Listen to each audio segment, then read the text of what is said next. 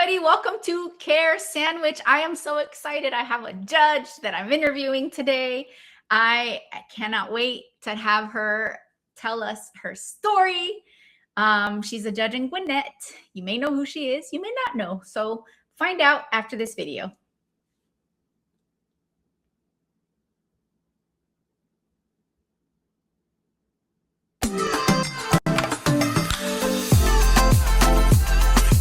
Welcome to Care Sandwich, the podcast where we dive into the success journeys of law firm owners across the country. I'm Margarita Eberline, your host and the founder of Marketing Boss, a fractional chief marketing officer firm for law firms. On this show, we'll explore the challenges, strategies, and victories that have shaped law firms and how they wrap every interaction with care. Because we believe that caring isn't just a value, it's a strategy for success. So grab your favorite sandwich, sit back, and let's dig into a conversation filled with insight, inspiration, and of course, a lot of care.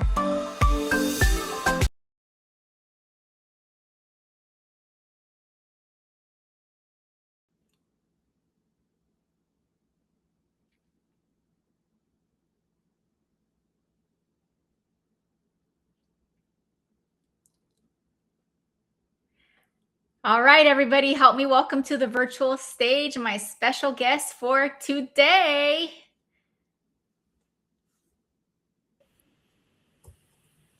Hello, hello. So you are a judge in Gwinnett, and I am fascinated to know, how did that happen? What did you do? Tell us about yourself, your career. How'd you make it to be a judge? Well, yes, thank you so much, first of all, for having me. I'm very excited to have this opportunity. I think my path to the bench is a little unconventional. I did not at all grow up seeing this as sort of the trajectory of sort of where I would end up. I grew up in the inner city of Chicago, and I actually knew from a young age that I was going to be a lawyer. I always had sort of this, eyes wide open. I need to go out there and fight, injustices and do all of that important work. But I didn't really have a blueprint. I never knew, an attorney. I didn't really know how to make it happen. But I was lucky enough to find a mentor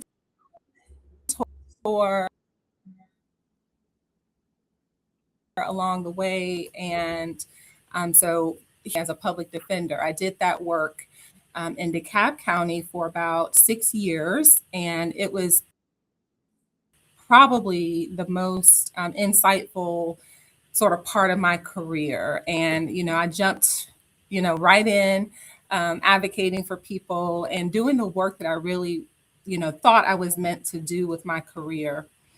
But then things shift, I started having a family and I wanted something a little different at that point in my life. So I went into private practice. I continued to do criminal defense work, and then ultimately added family law and a couple of other practice areas to my practice. And then my career shifted again. I ended up becoming a senior staff attorney with a judge who I admired very much. And that was really the first time that I thought, maybe this could be something that I could see in my future. I really sort of being on the back end of what happens in our justice system. And while I loved advocating for people and telling my clients stories in court in my life, that I thought, this could be something, that I could do. But, I just didn't see a lot of women, and certainly not a lot of women of color when I was any, to be honest. And so, here I am. I was lucky enough to having been appointed in 2020 by the Gwinnett County chief magistrate judge here in Gwinnett, along with the elected Superior Court judges here in Gwinnett. And I've been serving on the magistrate court bench ever since. So that is a really long way of saying I ended up on the bench because that's where I'm supposed to be. But, I never would have thought it was even possible as a little girl. That's very inspiring. And what I'm hearing in your story is that you focused on the next step in front of you. and it got you to there. I think so many times when we think about achieving big things, we think about from where we are to where we want to go. But what I heard from you and your story is you did the right thing in the moment and you pursued justice in the moment with what you had in front of you, and look where it got you. I think that's so, so wonderful. So tell us how. Yeah. Yeah, and how do your Um, experiences as a attorney with all those practice areas help you do your work? Yeah, that's a great question. And I think that, it wasn't planned for me to sort of take the path that I took. I think, like you said, I just kind of took took it one step at a time, and different opportunities were presented.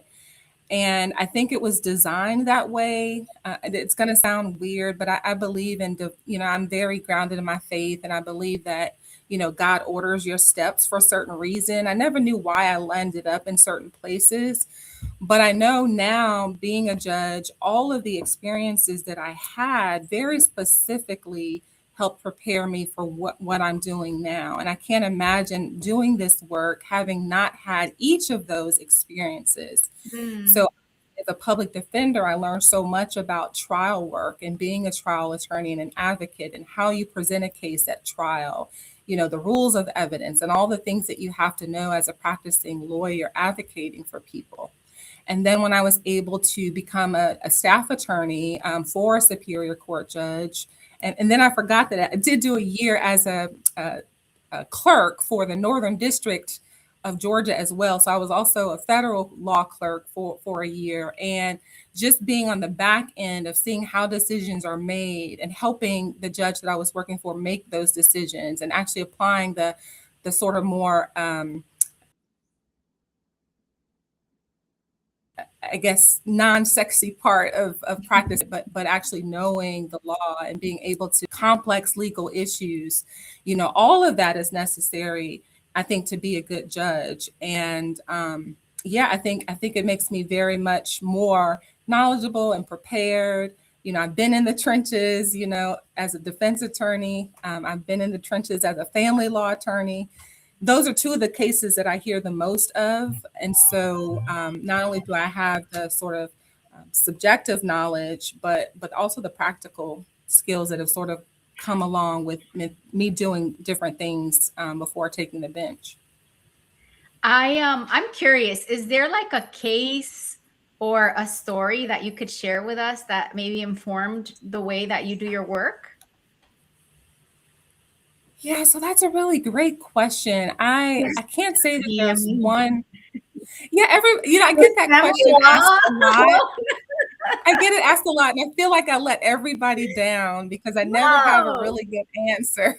There Oh. have been so many cases and so many stories that have impacted me as a person, even aside from being a judge. I hate going back to, when I was a lawyer, but I was a lawyer for quite a bit of time before taking the bench. And, there were several stories that really touched me, of young people who may have found themselves in a situation, and were able to climb out of that situation with some intervention from the courts. I know a young man, for instance, as a young kid, who I think just got sort of with the wrong crowd in life. He came from a great family, parents really involved.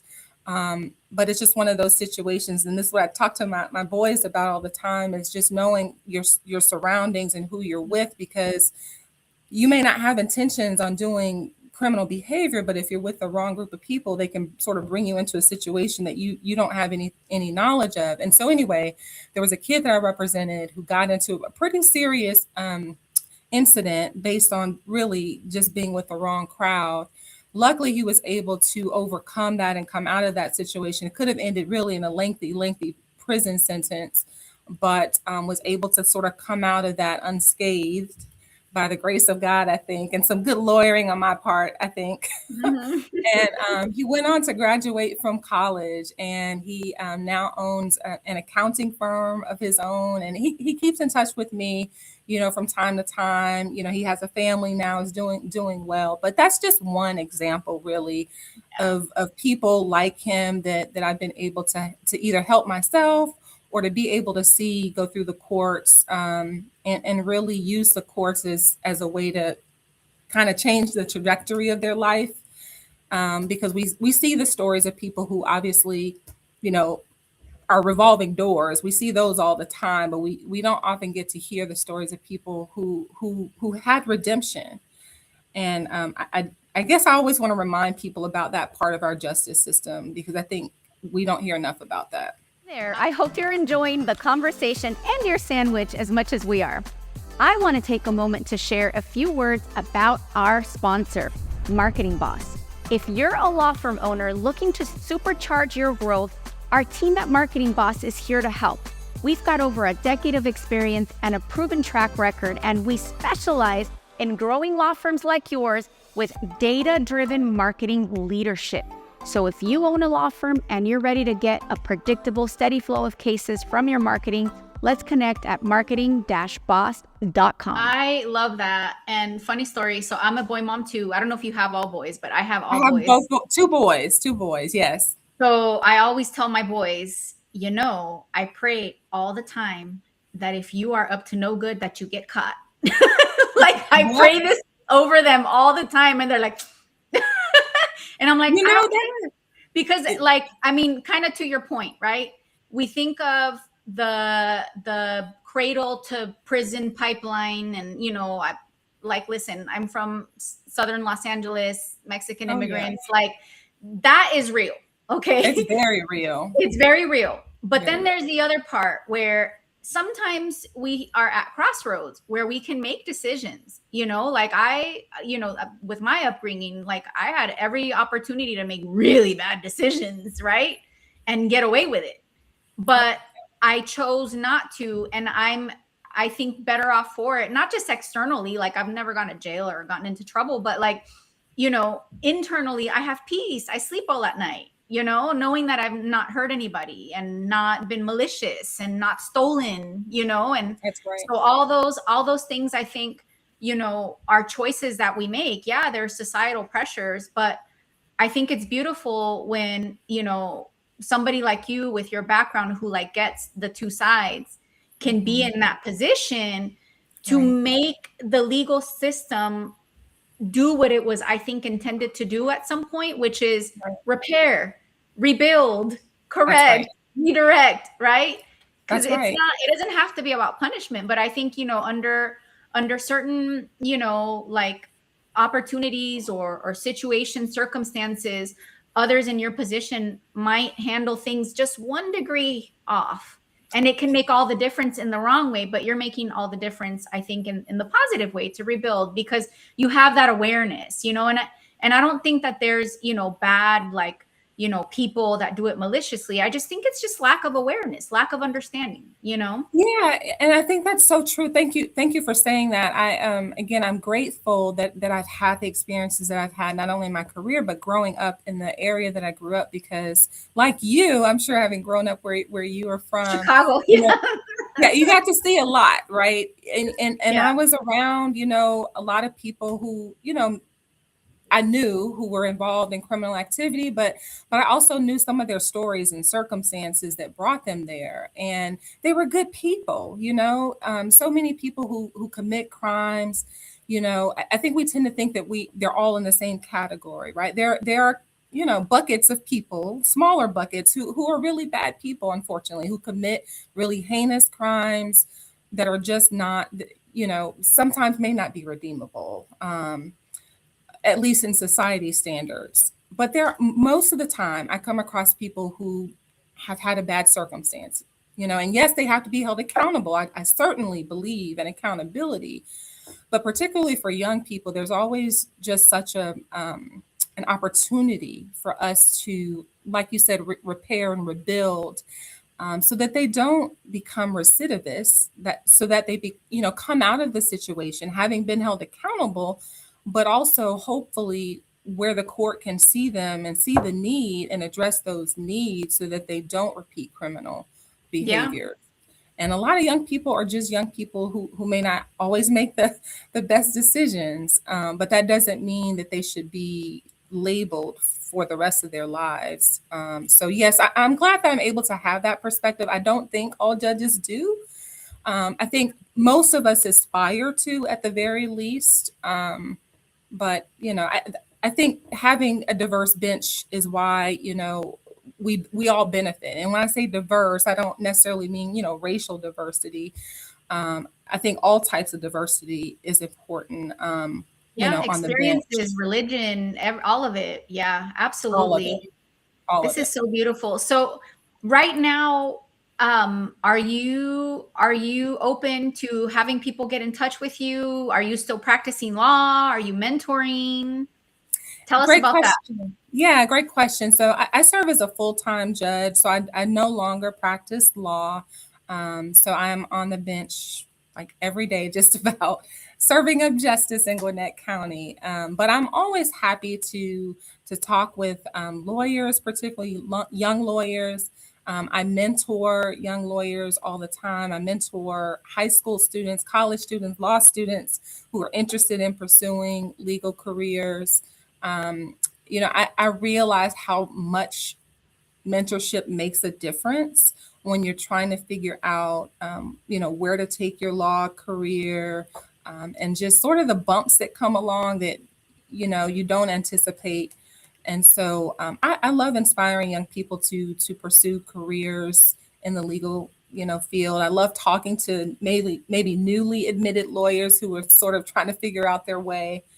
And so that is something I'm always receptive to. I always ask, tell people just give me a call or send me an email. I'm an open book, and I try to make time for that type of activity. That's awesome. So what piece of advice could you give somebody that's thinking about going into I'm sure you have so much advice, but if you could pick one for somebody that's thinking about and is listening to you and be like, wow, I want to follow that path. I want to be an attorney. I want to run a law firm. I want to be a judge. What's some advice that you find yourself giving often? So there are a lot of things that I found helpful, but one of the most important things I would say is just to remember that your journey is your journey. I'm always happy to share about how I ended up on the journey that I took, but I also remind people that your journey is your journey, right? So your path may not look like mine, and you shouldn't try to take the path that I took, but you just, if you surround yourself by people who have maybe taken different paths too, I think that could be helpful. But another piece of advice, and again, I tell this to my sons all the time, have a spirit of gratitude, have a spirit of just kind-heartedness in everything that you do. Just be a good person and put in the work.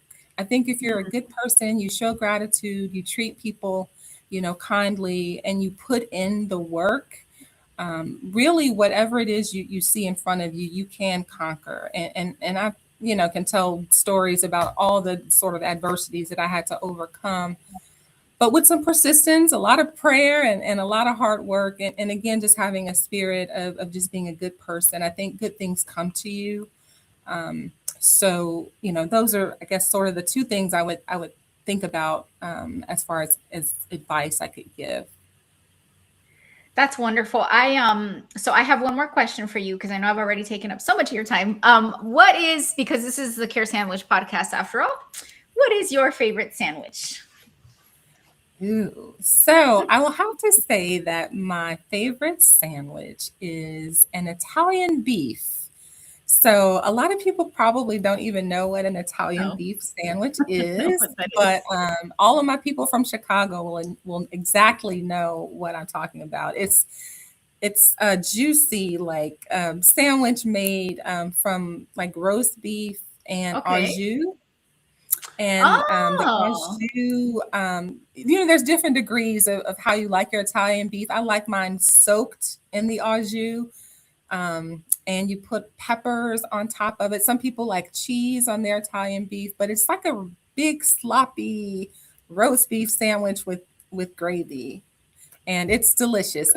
It's really a popular sandwich in Chicago. I don't know if people from other parts of the country eat it. It's hard to find here in Georgia, I will tell you, but it is probably my favorite sandwich. it sounds delicious, but I have to confess, like when you said Italian beef, I was like, problems with an Italian? That's where my circus brain went.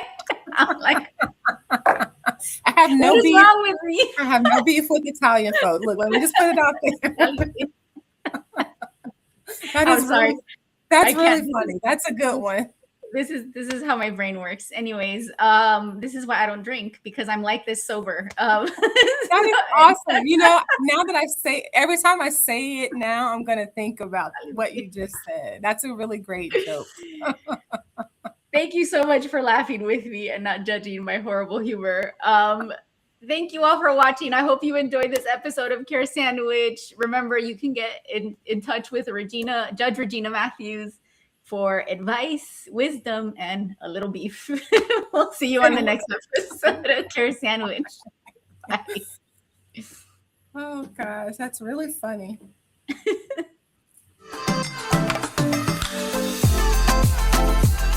Thank you for joining us on this episode of Care Sandwich. Remember, the way we care for our clients, our teams, and ourselves can make all the difference in our success. Until next time, keep caring, keep growing, and I'll see you on the next episode of Care Sandwich.